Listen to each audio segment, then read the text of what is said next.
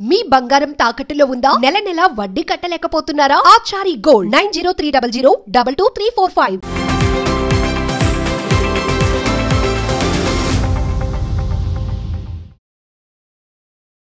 నమస్తే, welcome to Magna TV. నేను మీ అనుష. ఈ రోజు మనతో పాటు ఉన్నారు ప్రముఖ senior journalist and film analyst JR Maharshi గారు ఉన్నారు. మాట్లాడతాం. సార్ నమస్తే. నమస్తే మా. Sir, Sankarabharanam K Viswanath sir గారి దర్శకత్వంలో వచ్చిన సినిమా 1980లో వచ్చింది. సో దాదాపు ఇప్పుడు 40 సంవత్సరాలు దాటింది సార్. సో ఆ మూవీ అనగానే ఒక లెజెండరీ మూవీ అని చెప్పుకోవచ్చు సార్. ఒక క్లాసిక్ మ్యూజికల్ ఓరియంటెడ్ మూవీ. ఇలాంటి క్లాసికల్ మూవీ అప్పట్లోనే ఒక 100 రోజులు 200 రోజులు ఆడిందంటే గ్రేట్ థింగ్. ఒకసారి ఆ మూవీ గురించి కొన్ని మంచి మాటలు చెప్పండి సార్. శంకరాభరణం 1980 ఫిబ్రవరి 2 వచ్చింది. మొదటి రోజు చూసిన ప్రేక్షకుల్లో నేను ఒకరిని. మొదటి ఆట చూసిన ప్రేక్షకుల్లో ఎవరు లేరు థియేటర్లో. ఎందుకు లేరంటే అంటే స్టార్స్ లేరు ఆ రోజుల్లో. ఏంటంటే ఎన్టీఆర్, ఏఎన్ఆర్, శోభన్, కృష్ణ వీళ్ళంతా ఒక్క రేంజ్లో సినిమాలు, అన్నీ కమర్షియల్ సినిమాలు నడుస్తున్న రోజులు. కమర్షియల్ సినిమాలు, పాటలు, స్టెప్స్, ఫైటింగ్లు, ఈ విలేజ్ విలని ఇవన్నీ నడుస్తున్న కాలం అది. వాటన్నిటికీ భిన్నంగా ఈ సినిమా వచ్చింది. ఒక ఆయన ఎవరు ముసలాయన తంబూరా పట్టుకొని ఉన్నాడు, ఒక ఆవిడ మంజు భార్గవి డ్యాన్స్ చేస్తున్నారు. ముసలాయన ఏవి సోమయాజులు గారు అప్పటికి ఎవరికి తెలియదు. అంతకుముందు రాధాకృష్ణ ఈ సినిమాలో చేసినప్పటికీ ఆ సినిమా ఆడకపోవడం వల్ల ఆయన ఎవరికి తెలియదు. మంజు భార్గవి గారు తెలుసు. కానీ మంజు భార్గవి గారు ఏమిటంటే అంతకుముందు ఆమె వేసిన వేషాలన్నీ కూడా వ్యాంపు వేషాలు. జయమాలిని, జ్యోతిలక్ష్మి, మంజు భార్గవి ఈ కోవలో వేశారు ఆమె.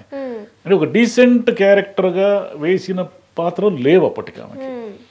ఆమె అసలు నటి అనే విషయం కూడా ఎవరికి తెలియదు. అంటే నటి మీన్స్ ఏదైనా ఒక క్యారెక్టర్ ఇస్తే అద్భుతంగా నటిస్తారనే విషయం కూడా ఎవరికి తెలియదు. కాబట్టి ఏమి అంచనా, జీరో అంచనాలు అనేటివి జీరో.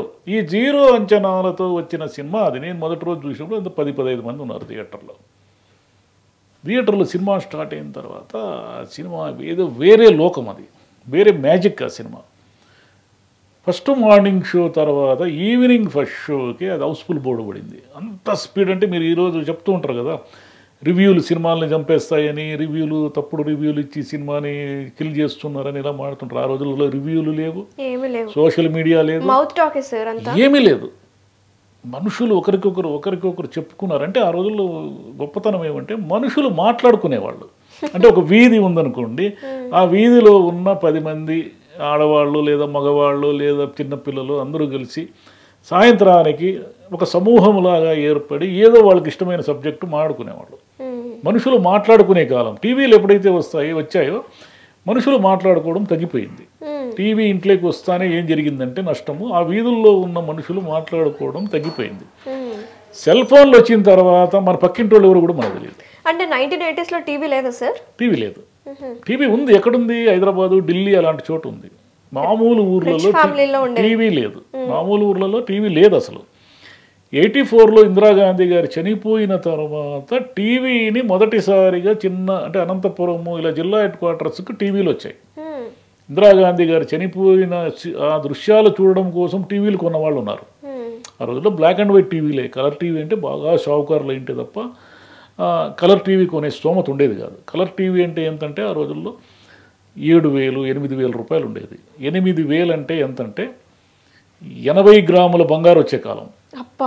1000 రూపాయలు తులం అంటే 8 లక్షలు ఒక కలర్ టీవీ ఆ రోజుల రేట్ల ప్రకారం. కాబట్టి అంత డబ్బు ఎక్కడ ఉంటుంది? కాబట్టి 1000 రూపాయలు 2,000 రూపాయలు ఇచ్చి బ్లాక్ అండ్ వైట్ టీవీలు కొనుక్కునేవారు. ఈ సినిమా సాయంత్రానికి సూపర్ హిట్ అయిపోయింది.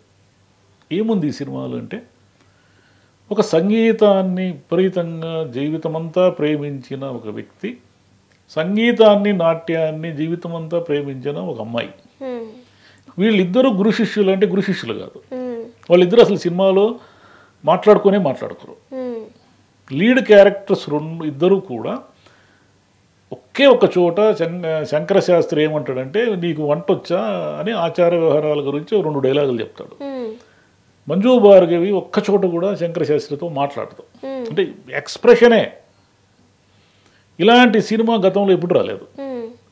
సినిమాలన్నీ ఏమిటి, డైలాగులు మాట్లాడుకోవడమే కదా. డైలాగే ఉండదు ఈ సినిమాలో. జంధ్యాల గారు ఈ సినిమాకి రైటింగ్ చేశారు, రచయితగా పనిచేశారు. ఆయన చెప్పడం ఏమిటంటే గట్టిగా 20 పేజీల స్క్రిప్ట్ కూడా లేదు మొత్తం సినిమా అంతా అని. అంతే.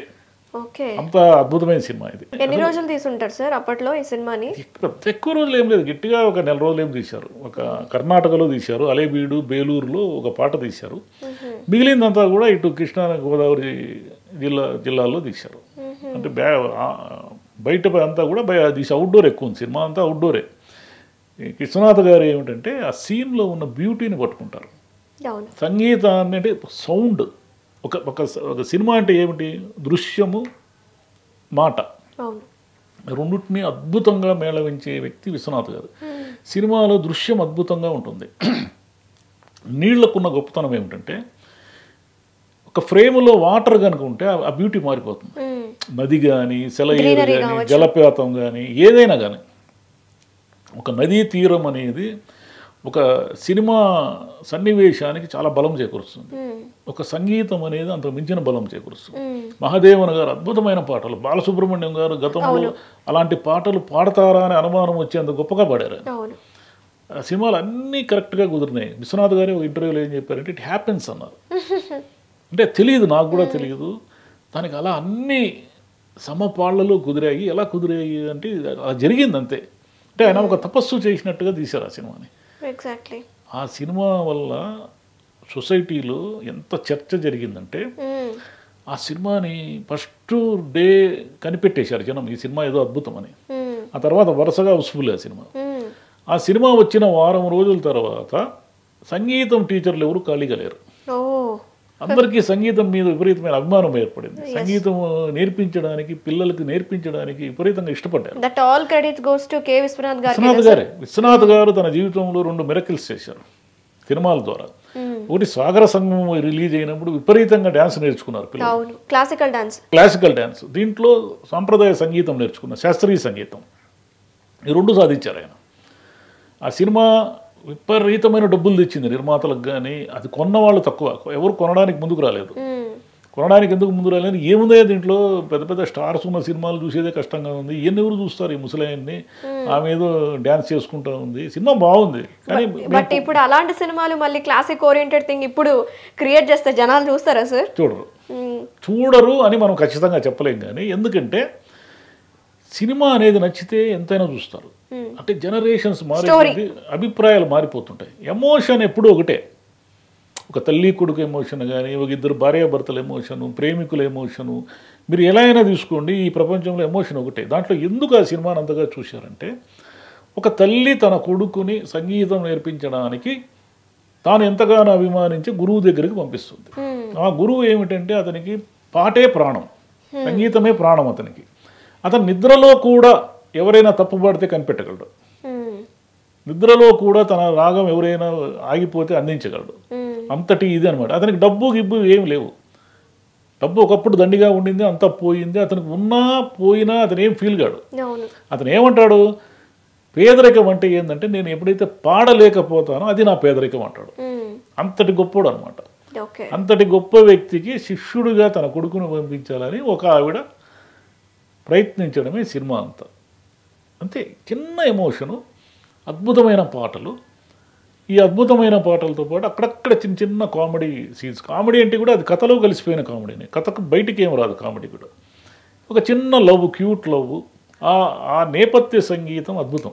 అంటే కనురెప్పలు పైకి లేచేటప్పుడు ఒక మృదంగ ధ్వని అనేది ఆ సినిమాలో ఒక చాలా విచిత్రంగా ఉంటుంది. కనురెప్పలు పైకి లేచినప్పుడు అంటే అబ్బాయి అమ్మాయి పెళ్లి చూపులు, అబ్బాయి అమ్మాయిని చూడాలి, అబ్బాయికి తాను చూస్తున్నది తాను ఇష్టపడే అమ్మాయి అనే విషయం తెలియదు, అమ్మాయికి తాను చూస్తున్న అబ్బాయి తను ఆల్రెడీ చూసిన అబ్బాయి అనే విషయం తెలియదు. కనురెప్పలు ఇలా మెల్లిగా పైకి లేపి ఒకరినొకరు చూసుకుంటున్న చూడండి మీరు ఇప్పుడు కూడా శంకరాభరణంలో ఎంత అద్భుతంగా ఉంటుంది ఆ సీను. ఆ సీన్ ఆ ప్రేమికుల మధ్య జరిగే క్యూట్ సన్నివేశాల్లో సితారా కానీ, అంటే వాయిలిన్ కానీ, మహాదేవన్ గారు ఒక అద్భుతాన్ని సాధించారు ఆ నేపథ్య సంగీతం. అది సినిమా అంతా కూడా సంగీతమే. మీకు ఓపెనింగ్ సీనే ఒక ఇంజన్, బోట్ ఇంజన్ సౌండ్ వస్తూ ఉంటుంది, డిగ్ డిగ్ డిగ్ డిగ్ అని. ఆ సౌండ్ నుంచి స్టార్ట్ అయ్యి మొత్తం అంటే ప్రకృతిలో ఉన్న ప్రతిదీ సంగీతమే అని చెప్పే విధంగా ఆ సీన్ మొదటి ఓపెనింగ్ సీనే ఉంటుంది. అది అద్భుతం లేండి. శంకరాభరణం లాంటి సినిమా మళ్ళీ రావడం కష్టము. అంతటి తీయగలిగే విశ్వనాథ్ గారు లేరు కదా.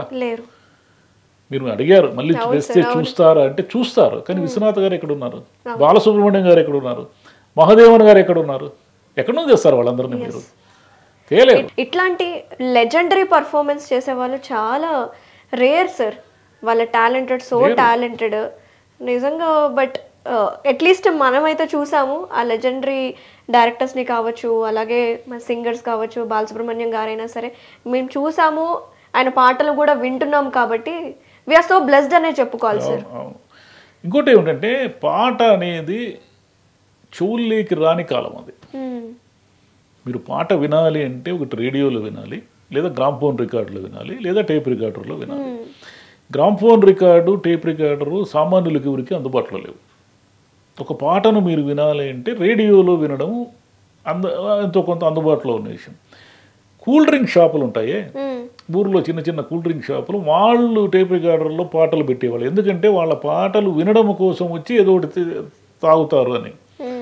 శంకరాభరణం రిలీజ్ అయినప్పుడు అనంతపురంలో ఉన్న కూల్ డ్రింక్ షాపులు అన్నీ కూడా అంతకుముందు చిలక కొట్టుడు కొడితే అని పాటలు పెట్టుకునేవాళ్ళు, లేదా ఆరేసుకోబోయి అవన్నీ ఏమైపోయినాయో తెలీదు. ఎక్కడ చూసినా వీధుల్లో శంకరాభరణం పాటలే వినిపించేవి. రేడియోలో శంకరాభరణం పాట రాని రోజే ఉండేది కాదు. జనం ఆ పాటను ప్రేమించి ప్రేమించి ఆ పాటలను చూడడానికే పదే థియేటర్కి వెళ్ళేవాళ్ళు.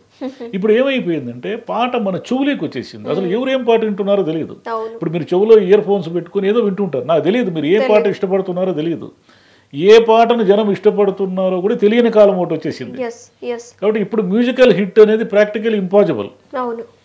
ఈ మధ్య ఎక్కడైనా చూసారా ఒక పాట అద్భుతం, ఈ పాట వల్లే సినిమా ఆడిందని? ఛాన్సే లేదు. ఎందుకంటే ఆ పాట యూట్యూబ్లో వచ్చేస్తుంది. ఆ పాట కోసం ఏ ఊరు సినిమా చూడరు. కాబట్టి టెక్నాలజీ పెరగడం వల్ల కొన్ని ఉపయోగాలు ఉంటాయి, కొంత రసజ్ఞతను కూడా మనం కోల్పోతాం, మనం. Thank you sir. మరొకసారి గుర్తు చేసుకున్నాము. శంకరాభరణం మూవీ గురించి మంచి విషయాలు చెప్పారు సార్. అసలు నిజంగా ఆ టైంలో ఎలా ఉండేది రెస్పాన్స్, ఆడియన్స్ రెస్పాన్స్ ఎలా ఉండేది, మనం ఎలా కనెక్ట్ అయ్యాము అనేది ఇంపార్టెంట్ కదా సార్. ఆ జనరేషన్ వాళ్ళు ఎలా కనెక్ట్ అయ్యారో, ఎందుకు ఆ సినిమా ఇంత సక్సెస్ అయినందుకు ఎందుకు అయింది అని చాలా బాగా చెప్పారు sir. Thank you so much. నమస్తే. Thank you.